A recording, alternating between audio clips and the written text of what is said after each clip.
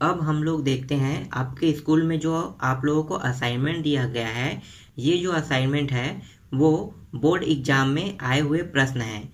इन प्रश्नों को आपके स्कूल में असाइनमेंट के रूप में दिया है, क्योंकि हो सकता है ये प्रश्न फिर से दोबारा रिपीट हो जाए, इसीलिए असाइनमेंट के रूप में ये प्रश्न को आप लोगों को दिया गया है। तो इनमें से देख लेते हैं। पहला प्रश्न है, यदि वर्ग समीकरण 9x² माइनस kx प्लस 16 बराबर 0 के मूल समान है तो k का मान ज्ञात कीजिए। तो यहाँ पे वर्ग समीकरण क्या दिया हुआ है, तो यहाँ पे लिखो समीकरण 9x² माइनस kx प्लस 16 बराबर 0। ये समीकरण है, ये मतलब वर्ग समीकरण है। तो 9x माइनस kx प्लस 16 बराबर 0 की तुलना मानक वर्ग समीकरण क्या है, तो वो है ax² plus bx plus c बराबर 0 से करने पर। तो ये मानक वर्ग समीकरण है, इससे तुलना कर देते हैं। तो देखो ये जो समीकरण है उसको देखो सीधे में मैं रखा हुआ हूँ। तो हमें क्या करना है कि यहाँ पे देखो समान समान जो संख्या दिखाई दे रहा है, जो समान दिखाई दे रहा है वो क्या हो जाएगा, कट जाएगा। तो देखो यहाँ पे क्या है, यहाँ भी x है और यहाँ भी x है, तो दोनों x क्या हो गया, कट गया। और तो यहाँ पे क्या बचा, यहाँ पे a बचा और दूसरे पार क्या बचा, 9, तो a बराबर 9। ठीक है। अब यहाँ पे देखो, यहाँ भी x है, दोनों कट गया, तो यहाँ पे क्या बचा, b और वहाँ पे क्या बचा, माइनस k। अब यहाँ पे देखो, यहाँ कुछ कट रहा है क्या, नहीं कट रहा है, तो इसको कैसे लिखेंगे, तो c बराबर 16। a का मान 9 आया है, b का मान माइनस k और c का मान आया बराबर 16। इस मान को हमें सूत्र में रखना है। तो सूत्र क्या है, विविक्तिकर का सूत्र है। तो लिखो विविक्तिकर के सूत्र में मान रखेंगे। तो विविक्तिकर को किससे दर्शाते हैं, d से, और d बराबर क्या होगा, b² माइनस 4ac। तो हमें क्या करना है, जो abc के मान है इस समीकरण में हमें रखना है। तो ये रख देते हैं। तो b² लिखा हुआ है, तो b का मान कितना है, माइनस k, और इसके वर्ग है तो वर्ग लिख दो, और 4, उसके बाद क्या है, a का मान देखो 9 है, तो 9 लिखो, और c का मान कितना है, 16, तो लिखो 16 बराबर, यहाँ पे देखो माइनस k को कैसे लिख सकते हैं, इस प्रकार से लिख सकते हैं, माइनस k गुणित माइनस k, और इन सभी का गुणा कर दो, तो 4 × 36, और 36 गुणित 16 करेंगे कितना आएगा, 576 आएगा। अब इन दोनों का भी गुणा कर दो, तो ये माइनस माइनस क्या हो गया, प्लस हो गया, और k क्या हो गया, k² हो गया, और ये माइनस 576, और ये d। अब देखो क्या ये मान k का मान हमें प्राप्त हो गया, तो अभी हमें k का मान प्राप्त नहीं हुआ है। क्यों प्राप्त नहीं हुआ है, क्योंकि k का मान निकालने के लिए हमें d का मान भी चाहिए। तो d का मान अगर दिया होता तो हम क्या कर सकते थे, k के मान को आसानी से निकाल सकते थे। तो इसके लिए हमारे पास दो स्थिति है, मतलब दो कंडीशन है यहाँ पे। तो यहाँ पे देखते हैं स्थिति 1 को। स्थिति 1 क्या है, तो स्थिति 1 है, दिए गए समीकरण के, यहाँ पे लिखो दिए गए समीकरण के मूल वास्तविक और समान होंगे। कब होंगे वास्तविक और समान, जब d का मान क्या रहेगा, d बराबर 0 रखने पर। तो d बराबर 0 रखने पर यहाँ पे लिख लो। तो यहाँ पे देखो, यहाँ पे हमें क्या रखना है, d बराबर 0 रखना है। तो ये रहा d का मान आ गया 0 बराबर, ये हो गया k² माइनस 576। अब हम क्या करेंगे, जो माइनस 576 उसको इस पक्ष में ला लेंगे पक्षांतर करके। तो यहाँ पे लिखो पक्षांतर करने पर, तो ये पक्षांतर होके इस पार आ जाएगा, तो ये क्या हो जाएगा, 576 जो है वो माइनस में था तो प्लस में हो जाएगा, और यहाँ क्या बचा के स्क्वायर। अब के स्क्वायर से अगर हम वर्ग हटा देंगे तो इस पक्ष में क्या हो जाएगा, वर्गमूल लग जाएगा। तो ये हो गया 576 का वर्गमूल। अब इसको वर्गमूल से निकालेंगे तो इसके लिए क्या करेंगे, तो यहाँ पे देखो समझो थोड़ा सा कि ये 576 है, इसको हम इस तरह से गुणनखंड कर देते हैं। 2 से जा रहा है, हाँ जा रहा है तो कर देते हैं।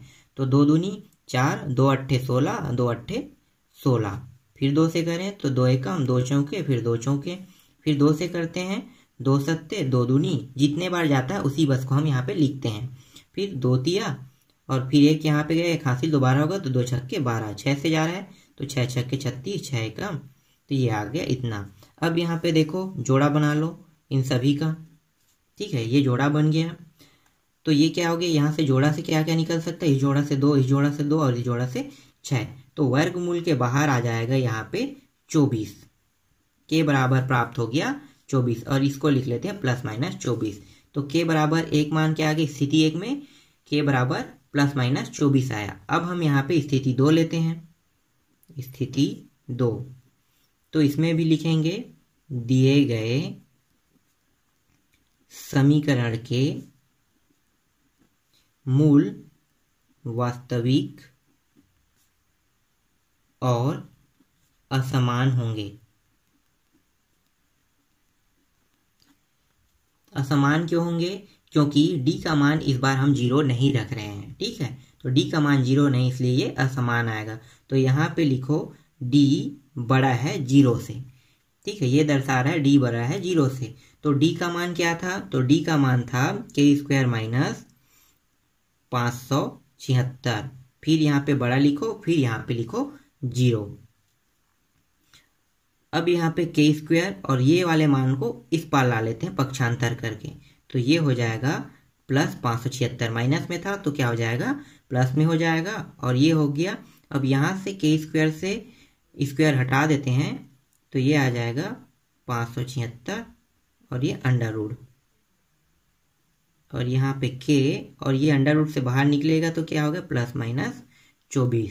तो दूसरी स्थिति में भी क्या प्राप्त है हमें 24। तो इस प्रकार से ये प्रश्न भी कंप्लीट हो गया। इसके बाद दूसरा असाइनमेंट देखते हैं। दूसरा असाइनमेंट क्वेश्चन है, यदि वर्ग समीकरण के मूल 6 प्लस अंडर रूट 5 और 6 माइनस अंडर रूट 5 है तो वर्ग समीकरण बनाइए। तो हमें क्या करना है, इसे वर्ग समीकरण बनाना है। तो सूत्र क्या है, तो सबसे पहले हम लिख लेते हैं सूत्र को। तो सूत्र है मूल ज्ञात होने पर द्विघात समीकरण, इसको भी लिख लेते हैं।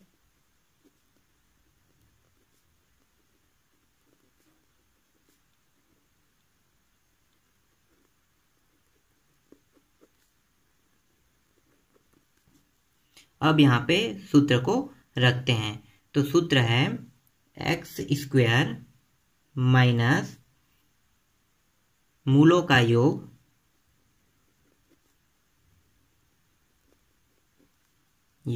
और यहाँ पे पीछे में एक्स रहेगा, फिर यहाँ पे प्लस लगाओ और मूलों का गुणनफल। तो यहाँ पे लिखते हैं मूलों का गुणनफल।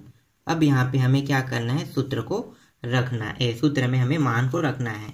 तो क्या क्या दिया हुआ है, मूलों का योग, तो जो मूल जो दिया है, जो दोनों मान दिए हैं उसको यहाँ पे लिखेंगे। तो ये जैसे का तैसे रखो, ये माइनस, और वहाँ पे जो दिया है वो है 6 प्लस अंडर रूट 5 करनी के अंदर लिखना है, फिर प्लस कर देना है इसको, और 6 माइनस करनी के अंदर फिर 5 है, और पीछे में क्या है, ये सूत्र में एक्स दिया, और फिर प्लस, फिर इन्हीं दोनों का गुणा करेंगे। 6 प्लस करनी 5 का गुणा करेंगे 6 माइनस करनी 5 से, तो ये हो गया एक्स स्क्वायर माइनस, तो यहाँ पे देखो ये माइनस में ये प्लस में है तो दोनों कट गया, और ये कितना हो गया 6 6 12 हो गया। तो ये माइनस का अंदर गुणा करें तो ये प्लस था, तो क्या हो गया, ये मान जो है 12 माइनस में आ गया, ये माइनस 12x। फिर यहाँ पे प्लस लगा हुआ है, पहले इन दोनों को गुणा कर लेते हैं। तो गुणा करें तो ये हो जाएगा 6 छक्के 36, ये हो गया 6 छक्के 36 और इसके साथ भी गुणा होगा तो ये हो जाएगा 6 करनी 5 और फिर एक बार इसके साथ गुणा करेंगे तो ये -6 करनी 5 और फिर ये देखो प्लस माइनस है तो ये आधा आधा है, दोनों होके क्या हो जाएगा पूरा, और ये प्लस और माइनस में तो -5 आ जाएगा।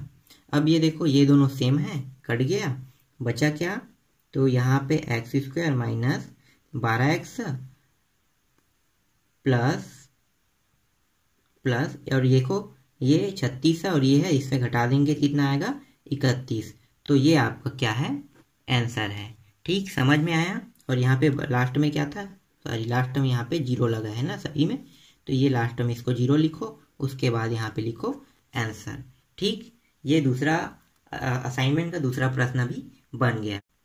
तो तीसरा प्रश्न है असाइनमेंट का, के किस मान के लिए दिए गए समीकरण निकाय 5x - 7y - 5 = 0 और 2x + ky - 1 = 0 का अद्वितीय हल है। तो हमें यहाँ पे लिखना है 5x - 7y - 5 = 0, ये प्रश्न दिया हुआ है। और एक और क्या दिया हुआ है, 2x + ky - 1 = 0। इसमें हमें क्या करना है, ये जो लास्ट वाला पद है, ठीक है, दोनों में देखो अंतिम वाला उसको इस पार ला लेना है, तो ये पक्षांतर होके आ जाएगा। तो यहाँ पे क्या बचेगा, यहाँ पे बचेगा 5x - 7y और ये इस पार आ गया 0 किस पार, तो ये प्लस में आ गया, तो ये 5 हो गया और ये हो गया 2x + ky और ये भी -1 इस पार आ जाएगा, तो ये क्या हो जाएगा 1। अब हम क्या करेंगे, इसकी तुलना करेंगे। तो इसकी तुलना कर देते हैं, तो यहाँ पे लिखो 5x - 7y = 5 की तुलना a1x + b1y = c1 से करने पर। इसी तरह से इसकी भी तुलना कर देते हैं। तो इसकी तुलना अब a1 तो लिख चुके हैं, तो इसको क्या करेंगे a2 देंगे, a2x + b2y = c2 से करने पर। तो कर देते हैं। तो देखो यहाँ पे क्या है, यहाँ भी x है, यहाँ भी x है, कट गया दोनों, यहाँ से यहाँ देखो तुलना कर रहे हैं, सेम जगह में रखते हैं इसको, तो दोनों कट गया। अब बचा क्या यहाँ पे, तो यहाँ पे लिखेंगे a1 = यहाँ पे बचा 5। उसके बाद देखो यहाँ भी y है, यहाँ भी y है, कट गया।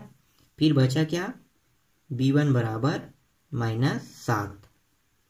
अब देखो c1 वाले में, तो c1 वाले में कुछ नहीं कट रहा है, तो इसको कैसे लिखेंगे 5 लिखेंगे। अब a2 का निकाल लो, तो a2 वाले में देखो x है, यहाँ भी है, यहाँ भी x है, कट गया। बचा क्या, a2 = 2। फिर b2 का निकालते हैं, तो देखो y यहाँ भी है, वहाँ भी y है, ये कट गया, ये y और ये भी y कट गया। b2 बराबर आया k। उसके बाद यहाँ पे देखो c2 है और यहाँ पे k है, तो ये c2 = k। ठीक, यहाँ तक आ गया। अब हमें क्या करना है, यहाँ पे a1 और a2 b1 b2 और c1 c2 इस प्रकार से लिखना है।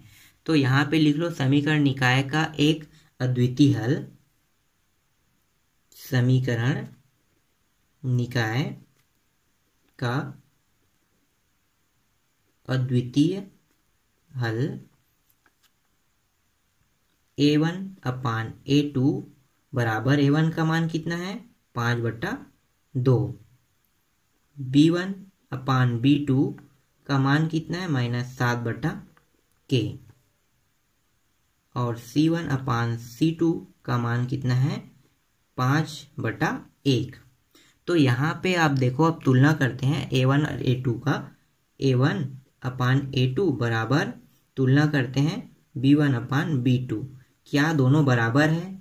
तो a1 का मान कितना है 5/2 और a1 और a2 का मान आ गया, और b1 और b2 का मान क्या है तो -7/k। क्या ये दोनों मान बराबर है? नहीं। तो यहाँ पे इसको इस तरह से काट देते हैं। उसके बाद यहाँ पे हम लिखेंगे नीचे में कि k बराबर, देखो k बराबर कितना प्राप्त हो रहा है, k बराबर प्राप्त हो रहा है 2। तो यहाँ पे लिखो k बराबर 2 मान के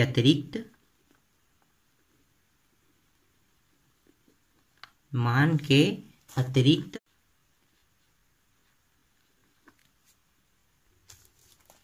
सभी वास्तविक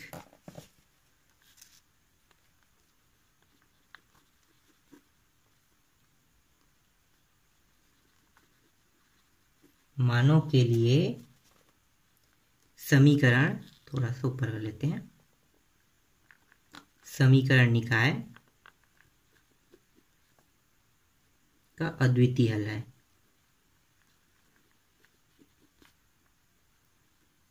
हल होगा। ठीक, इस प्रकार से ये असाइनमेंट पूरा कंप्लीट हो गया।